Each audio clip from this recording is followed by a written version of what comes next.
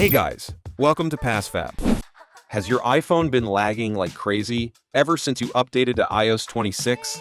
Maybe your apps are freezing, your battery's draining faster than usual, or the whole phone's just running hot. Yeah, we've been there too. That's the risk of running a beta. If you're tired of the bugs and want your iPhone back to normal, downgrading to iOS 18 is the way to go. And in this video, I'll show you how to do it safely, without losing your data. Let's jump in.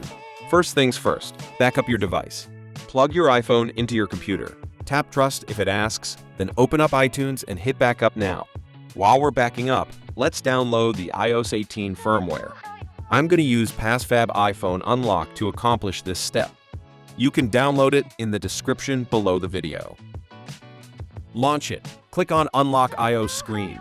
It'll automatically detect the available iOS versions. Just click to download the firmware.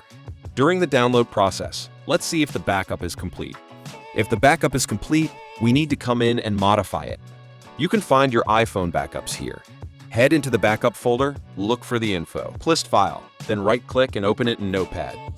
Press Ctrl and Fe, search for product version. You can find the iOS version number below and change it to 18.5. Save the file and close it out. Once everything's ready, go back to PassFab iPhone Unlock and click Start to Remove. Your iPhone iOS 26 will be removed. It usually takes about 10 minutes.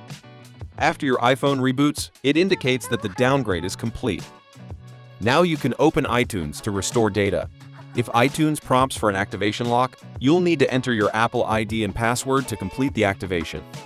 You can then select Backup to restore your data. Recovery time is longer, and you need to be patient for a few moments. You can take a break and check back. After the data recovery is complete, your iPhone will reboot. Now slide up your iPhone and you're done. Your iPhone has been restored to iOS 18 with data intact. If this video was helpful to you, please give it a thumbs up and click subscribe to my channel. Thank you for watching, and let's see you in the next video.